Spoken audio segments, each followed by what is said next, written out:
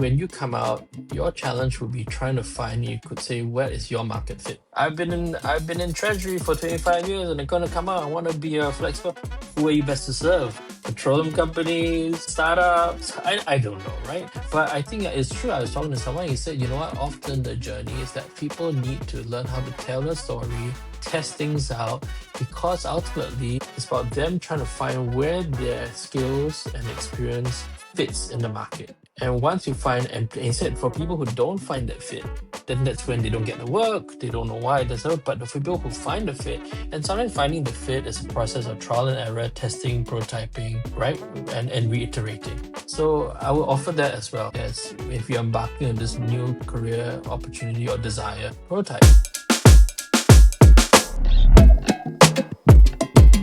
Welcome to the Flex Executive Code. I'm today very excited to have Mark V as our guest. As you know, we have been talking about Flex Executive Code, which, in my opinion, is the way most of the senior executives are going to work. That's the new lifestyle. That's the new preference that people are very clearly, intentionally talking about. And when I heard about Mark and the work he has been doing, I was excited not only because of what he's doing, but also the way he's connecting the entire designing it intentionally and the intentionality of that to be able to design it for the way it works for individuals. That became very exciting for me. And then I looked at his book, and then I looked at what he has done for Singapore, what he has been doing with their counterparts in US. And then when I went to the website and I looked at the ecosystem Mark has created for people to get support, I was like, oh my God, this is exactly the person I need to talk to and learn from.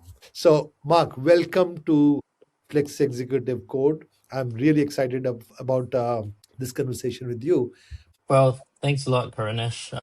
Thanks for having me on your podcast. And yeah, hope I can be useful. So, Mark, just before this podcast started, I was trying to explain to you what board matchup and flex executive economy, how I kind of connect the dots with that. Before we start and talk about you and your work, how do you see this, and how does it feel like? Does it resonate with you? Well, no, I think what you shared about sort of your journey with board executive, now with the flex economy, I mean, I think, you're right on the money about where things are shifting, right? I think the term, some may call it portfolio career, fractional leadership, but essentially it's people saying, I want to have more autonomy over my time. I want to be able to more autonomy over the life I designed for and how I use my time and use my expertise, right? Yeah, I'm an architect by background, and I've had a sort of quite a diverse career. I think I've reinvented myself 4 times. But I think the last year or so, I was engaged in some fractional work with a government agency. So I think what you shared is something that is very much what I experienced. And I think you're pretty much on the money to really try to establish and educate the ecosystem or even employers on what that means. So thank you so much. So let us jump into the topic. I mean, if one thinks about the population, how we are looking at what individuals are doing, some of them are deciding to do it differently by continuing in the corporate career, one employer continuing to work. There are people who are coming off that, some for personal reasons, some for balancing life and work, some for just having a little bit more different Mhm. type of career change, but more people are certainly doing that. But the biggest thing to me is also the health and aging and the longer lifespan of people. So I would love to hear your perspective on how you are seeing it and how you're helping people design for a longer chapter ahead. I started the Designing Your Life Institute first with Bill Burnett, and this year we rebranded to Designing Your Life Global. But essentially, it's kind of pioneering a life design movement in Singapore and across the world. But largely, we teach people design thinking tools, and we believe that that's especially useful for what we call life and vocational wayfinding. Right, one large program we rolled out last year was Workforce Singapore sponsored a pilot program for Singaporeans and permanent residents who are 50 years old and above, 1,000 of them, right, to take our class, right? And we delivered it with Republic Polytechnic. That was our co-delivery partner. And the reason why they did that was exactly to your point, Karnesh, where they started seeing that there was a growing trend that was unlike ever before, where people who were Gen X, right, were starting to, in their 50s, voluntarily step off the corporate ladder. And, of course, if you think about the people who are leaving, sometimes people leave involuntarily, they might be let go. There are people who leave because maybe they sometimes burn out. But in addition to those things, there are people who are not being pushed up but were choosing to leave. And this is very unlike a boomer generation that really stayed all the way till retirement, right? And they were curious to understand why. So we ran the program, we ran for 1,000 people over about 10 months.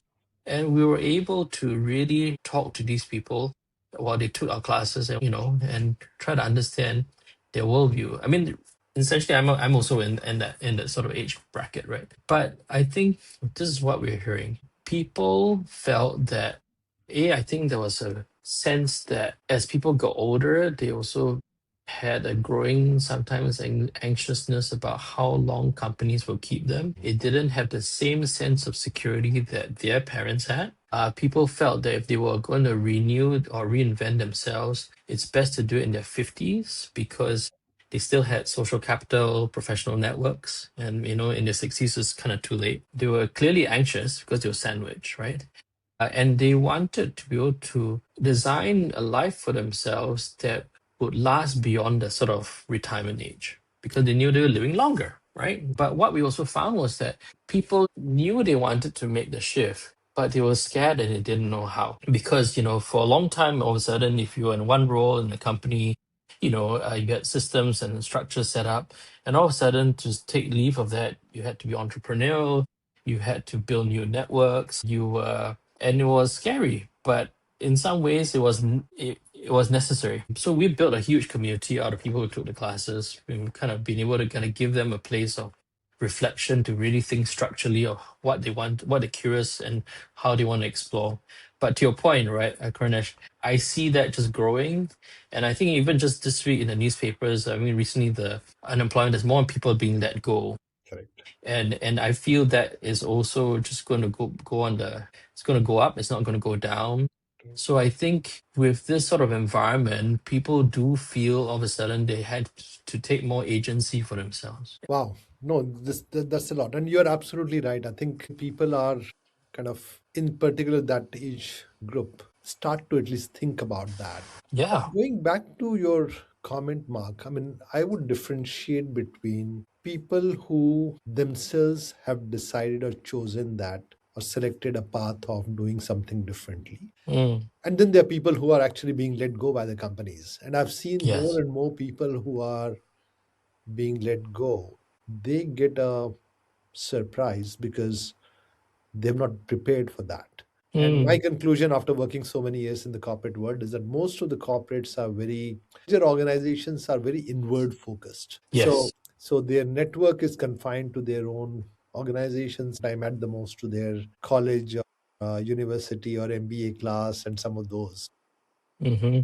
Deliberately professional networking is not what people do when they're full time working. So tell me about your experience when you're helping people design their life. How do you look at that? What has been your takeaways and experiences that you want to share? I mean, you're absolutely right, right? I mean, people's networks are usually confined to their industry. And then, of course, and if you want to make a deviation and sort of make a switch, right, then the unknown is even greater.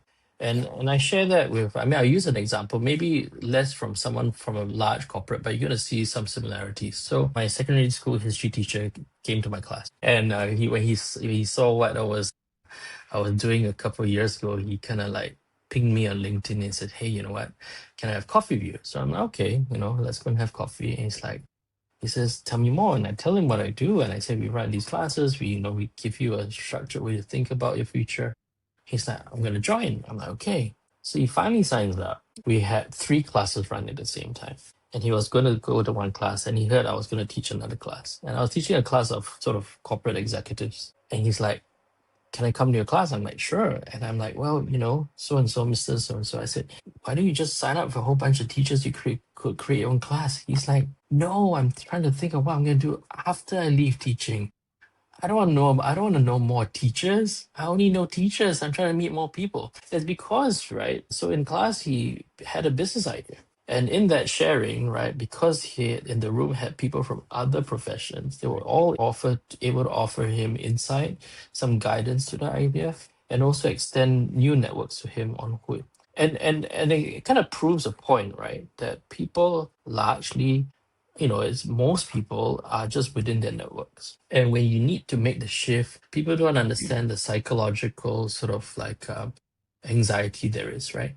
It's not it's just being brave. You don't even know people, right? So what we often always do in our classes is we get people to first identify sort of different things. We get them to do what we call odysseys, basically three different imagine lives for themselves, right? We believe that everyone has multiple lives in them, right? So the first one would be, and we ask them 5 year scenarios of what a good outcome would look like. The Odyssey A1 is your life the story as you tell yourself today. You're staying in the same company, 5 years, wonderful, you get the promotion, you go up, all those things, you get to go on a holiday with your bonus. And the second one would be, what would you do if you couldn't do your job anymore? And we make people think about it. And usually that means people start, okay, if AI took my job, what am I going to do? And it's a simple exercise, but it's actually a very profound one because most people have never had a time to think about that properly. And usually you'll lean into something pragmatic, they'll do something that's adjacent, something they could still earn as a living, so on and so forth, but it gets them thinking. And then the third thing we do is that if money wasn't an issue or what people thought about you wasn't an issue, what you really do. But usually in these imaginations, then we get people to share in discussions and they listening, and we coach people to listen intentionally to kind of when people share to sort of kind of tease out what people are curious and excited about. And we say, okay, at the end of the whole thing, what are you curious about? Maybe I've always been interested in young kids and education. But I've been in accounting my whole life. I have no idea. So like prototype. So can you talk to someone in that space? I don't know anyone in that space well. I mean, people say the world is connected 6 degrees separation. I think Singapore's 2 degrees, right? Someone else would know, right? And you just go and talk to the person, volunteer some time, and get some feedback. And it gives people a structured way on how to move ahead into the unknown when it's often in their minds extremely scary or they don't know where to start. So that's what we try to do. And to your point, ultimately, yes, you're right. People, even if people want to change, it's really scary. I think your point. But you need to scaffold things, give people a community, give people structured ways to move forward so that it's less scary. And when people do that, they come back with more confidence. They're like, oh, I spoke to that person told me how useful it was. I'm getting excited. I'm going to help out on the weekend. Or, basically it's this prototype. And that's this whole design thing. Prototype, test, get feedback, and then gives you a way to navigate forward. Wow, wow. This is amazing. One point you said so nicely, and I would like to further reinforce. I always say, Mark, that your network is your net worth. So Interesting. Yeah. people must think about how they leverage. We are all human beings, and Mm. we kind of leverage other humans to be able to do what we need to do. And that net worth is something which is extremely valuable if you want to use it properly. So, and your teacher story was amazing. I mean, I wish I had an opportunity of getting one of my teachers into my classroom one day, but it's a dream come true in a way, right? It's a great It thing. was, it was, it was. And actually, to be honest, I mean, I say this simply because I guess it was a proud moment. So so I taught that class at the end of the workshop before he left. And he says, you're a pretty good teacher. And that was, I mean, that was it. That was really nice, right? I Oh, mean, wow. he taught me when I was 15 years old, right? So, so that was very Amazing. nice. But Amazing. yeah. Just shifting gears, I'm just visualizing as you were talking about, you have so many people who have gone through your class. So you've seen a lot of people very closely going through the journey. Mm, And again, my one of my hypotheses is that the more successful an executive, the more difficult is the transition. yeah, I see. I understand. I'm wondering, when you observe people who are going through a transition, trying to think about their next chapter, particularly those who are planning after they have actually come out of it's good to plan for it advance, but when you get a shock and you're starting afresh, That phase can be very difficult, and I would love for the viewers to audience to get a feel of what that journey is like and how to be able to cope with that. So you having seen so many transitions, any suggestions or anything that you want to share with the people who have just been let go, for example, or they think that they may be let go by their respective organizations in the near future? Suggestions or tips you will have for them to think about? Yeah, I mean, it's a very real question, and I'm sure you have come to the same conclusion. So what we find is that, at least, I mean, in Singapore, we work a lot, right? And before societies where we work a lot, it's very easy for work to be your identity, right? And the reality is that if you are in a situation where you have to leave your role for whatever reason, and if your role is your identity, then that's really, the it's very hard for people. And I think this is when I think it's really important for you to actually first try to understand who you are before that role or without that role, right? What does and that's what we do. I mean, when we start our classes, usually prior coming to our workshops, we get you to do some pre-work. We get you to do a short essay on what does meaningful work look like? What does meaningful life? There's a real discussion around the story you have growing up. But ultimately, you're trying to at least build your compass, because if you can connect who you are with what you do, with what you believe in. I mean, that's a sort of like Martin Salomon human flourishing model. You have more coherence, and then with that, it comes with more resilience, more satisfaction, more human flourishing. But essentially, at least you know who you are, and then the vocation or the job you have, it's just part of your journey. And it's very important, because when you leave that, you can go back. This is, well, knowing who I am, how else can I, and knowing where my skills are, where my gifts are, how else can I apply that to impact the world, or to bring, or in a meaningful way, or even in the most transactional way, be able to earn a living. And it's a, and but at least you know who you are. I mean, I personally went through that, right? So I made a mid-career switch into the public service. I used to run a national agency called Design Singapore. I did it for 5 years, and because I was the head of the agency as a leader, you really get a lot of basic privilege. People kind of like accord you, and you have access to conversations and so on and so forth. I remember when I stepped down after 5 years in the role, my reporting officer then, and she was very wise. She told me, she says, when you leave tomorrow, you realize that there are people who will not speak to you anymore, because they gave you the attention before that because of who you were. And I think that was a very kind of sober and but very insightful thing for her to say, because I think she recognized when people were in the mid, in that stage of life, right? It may be a hard root shock.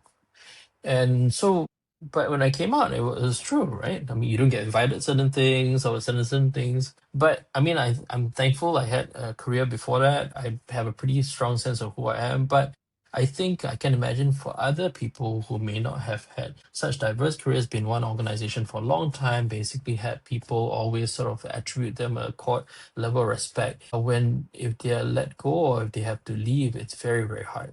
And I think the statistics of some of these things, it's not uncommon for people to kind of fall into some sort of spiral, Yeah. some sort of depression even, and it's tough. And I would say it's then important to ask you who you are, because you as a person has a contributing value on this planet, and not only because you had a title, right?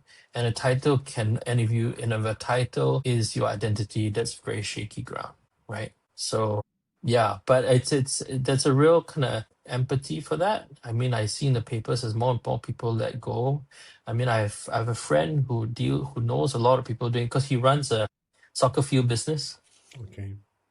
So I'm like, I catch up for coffee with him, and I tell him about my work, and he's like, I know these people. I'm like, why? He says, I play soccer with them. Really? He says, yeah. He says, there are two types of people. I said, what are the two types? So there's one type that's got let go, and they're very bitter, and they drive Grab because they want to show they still have a car.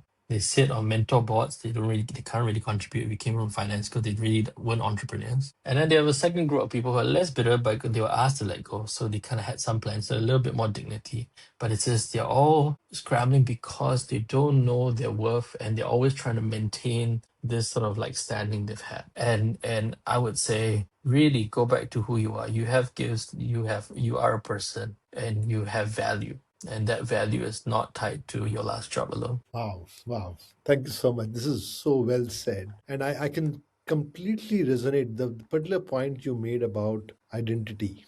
I think Yeah. it makes such a big difference in how a person is viewing himself or herself, much more than everything else, actually. Very much so. Yeah. I mean, just to chime in as a point. So one module we do in the program is one on what we call balance and energy. And this idea of balance, we just introduce this idea that your life is not just work. Correct. It's health, it's love slash relationships, it's work, of course, but the last one is play. And often when I have this conversation, we have a discussion around we know obviously what people do for work. Right? I work in so and so, right?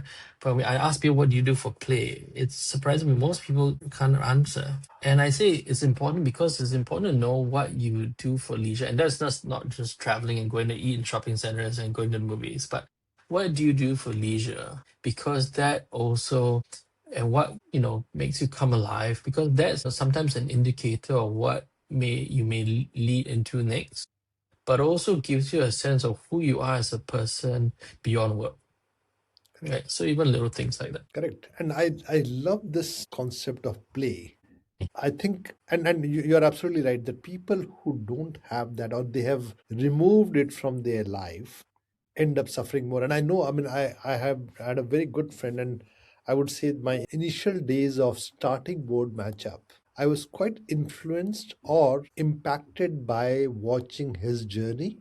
Yeah, I Mm. knew him from very early stage, a fantastic social person, very good musician. He used to do stage. He was an artist in the theaters. But over a period of time, the work consumed him so much that he completely came out of that.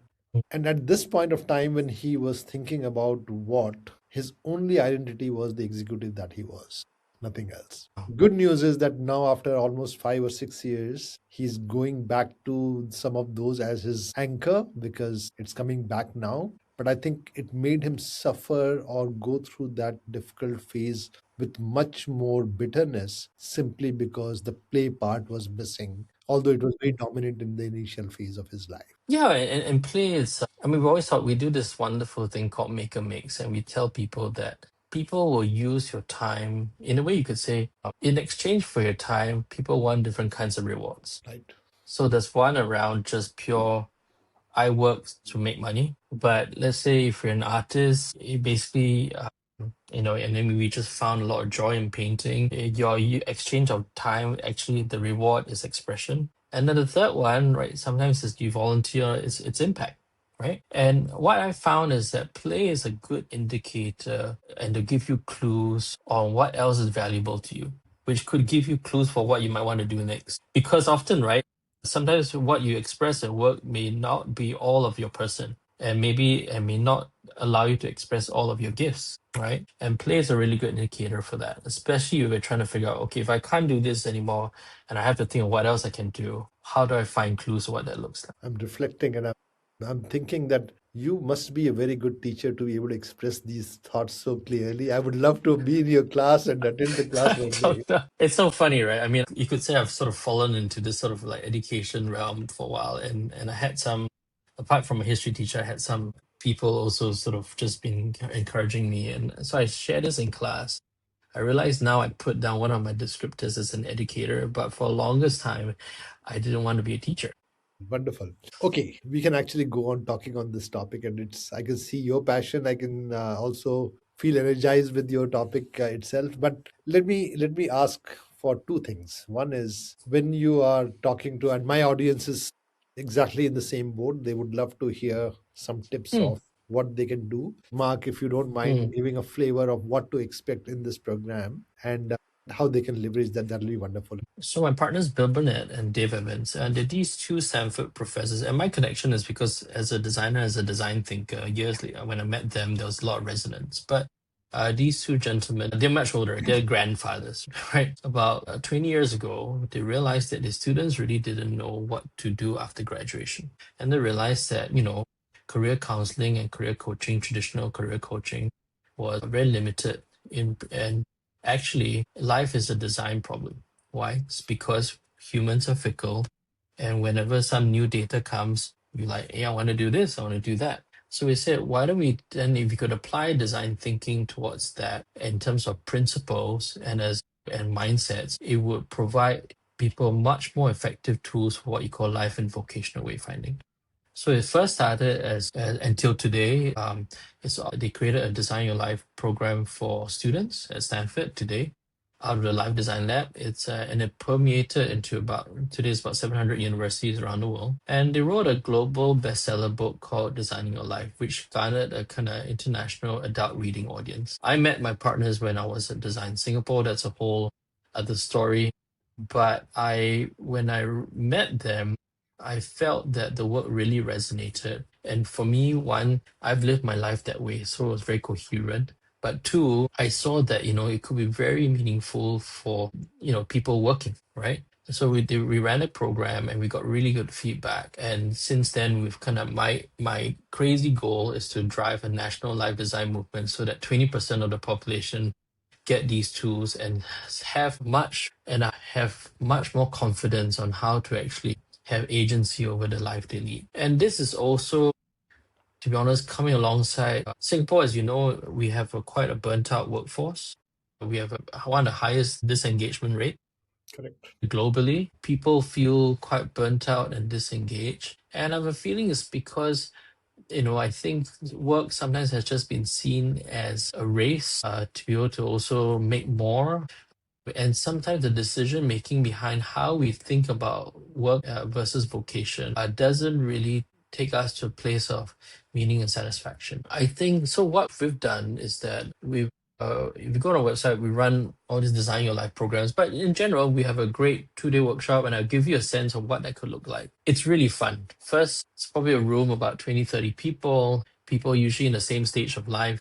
Perhaps you're in a late career, mid-career, so on and so forth. For audience, probably late career. And people would have come into class sort of like really done some reflection, written about and articulated for the first time for themselves what is meaningful work, meaningful life. There's a great module around what's your story you grew up with, dysfunctional beliefs, things that served us well. You really get to hear each other share. And you're enriched by people's different perspectives. We talk about sort of balance, energy, this idea of how you identify flow, and flow can lead to deep engagement, which gives you a sense of how you're wired. Because if you can identify what gives you flow, it's a really powerful way to understand where you could find expression and also maybe anything from deep engagement and even skill. You could develop skill. We go through an exercise where people learn how to ideate, to also think about like multiple futures, to understand that you can prototype your future, which means that could be in embarking on just curious conversations or just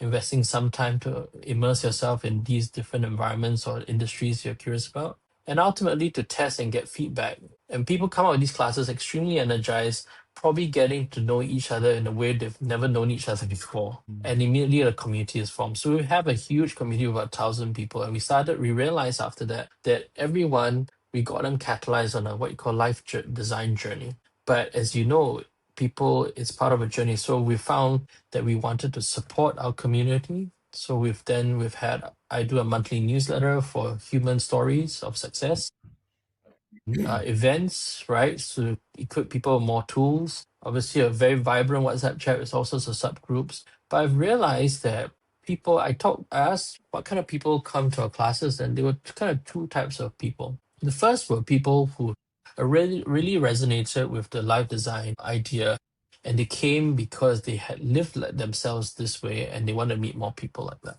And then the others who came and they were stuck. And they stuck around because it inspired them to think and gave them the permission to be able to take autonomy and take agency in their lives. And they were at the start of this journey, but they wanted to be with other people who could encourage them.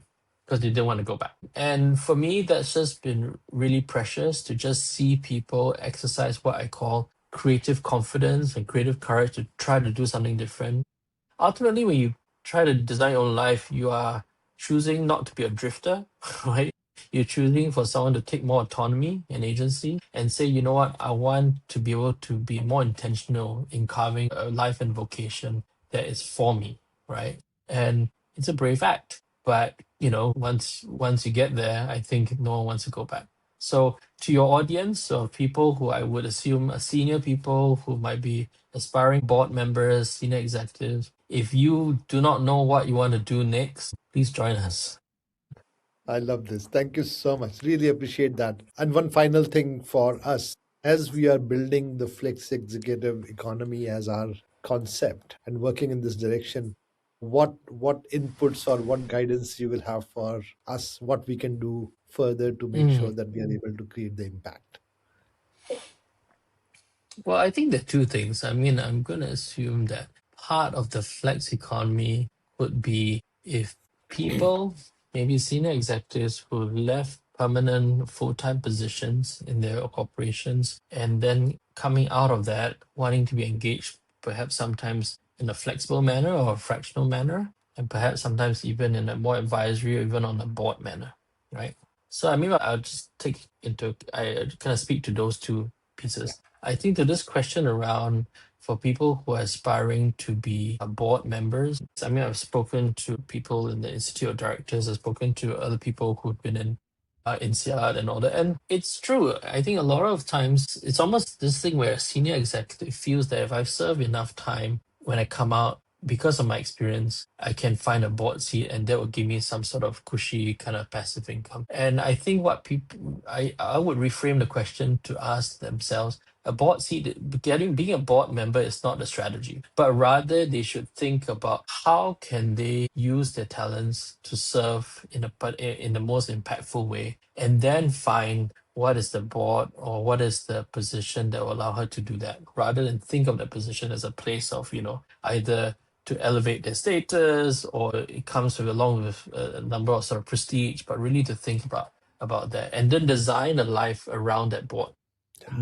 have a life design alongside that board opportunity. And the other one is prototype. If you're not sure, prototype, right? Put yourself out on advisory boards first, or maybe charity boards, right? Test, or I would say conduct what you call prototype interviews. Go and talk to some people and talk to 3 board members, ask them, what do you enjoy about it? What didn't work about it, right? Get some data, right? But really, I think I would take that approach of designing your way forward and exploring what a board position you offer. I think for the thing about flexible or fractional careers, I was just talking to a gentleman about this only about a week ago, and I found that usually when you come out, your challenge would be trying to find, you could say, where is your market fit? I've been in treasury for 25 years and I'm gonna come out, I want to be a flexible. Who are you best to serve? Petroleum companies, startup? I don't know, right? But I think it's true. I was talking to someone, he said, you know what, often the journey is that people need to learn how to tell a story, test things out, because ultimately it's about them trying to find where their skills and experience fits in the market. And once you find, and he said for people who don't find that fit, then that's when they don't get the work, they don't know why, but for people who find the fit, and sometimes finding the fit is a process of trial and error, testing, prototyping, right? And reiterating. So I will offer that as well as if you're embarking on this new career opportunity or desire, prototype. This is what we all learned, and I'm sure everybody follows. Fail fast, learn faster, and then continue on your journey. Yeah, exactly. Right. Right. And I think sometimes when you take towards this with a attitude of curiosity, a spirit of curiosity, Mm. of course, humility, but curiosity. Curious people, I believe, are also humble people. It's like I don't know everything. I'm curious, Yep. just want to learn. Story tell. I mean, this is when you also can tell a story about who you are and where you can best contribute, knowing who you are and how you want to connect with the world. I feel those really, I find, helps you sort of like, I use the word pathfind, right? Yeah. Perhaps to the place that you're looking for. And sometimes that place is non-obvious, to be honest, because it's a journey. And the last thing I want to add is about this whole idea of flex career.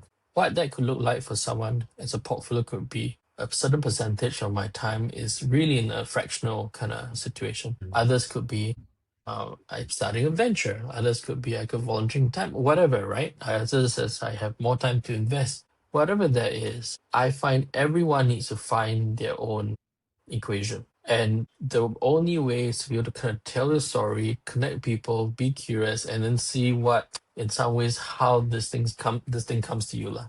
Anyway. Amazing, amazing. Thank you so much, Mark. I really enjoyed it. I can feel that if I had 2 more hours, we could go on talking like this. Of course, recording or no recording, but there's so much to share. And I think for me personally, just talking to you for the last 45 minutes or an hour, I learned so much. So thank you very much. I'm sure my audience will feel the same. They'll have a lot to take away from this. And I would simply urge my audience to also seriously think about joining a program where I say intentionally designing your path. And that's the Yeah. that's the takeaway for me. No, thank you so much. And you know what? If for those out there who are curious, no pressure. We have this program called Designing Your Late Career. That might be helpful. But Karunesh, I think we're on the same journey, trying to sort of like maybe inspire and encourage the workforce. And thank you for inviting me to be on your show. Thank you. Thanks for your time. Really You're appreciate that. welcome.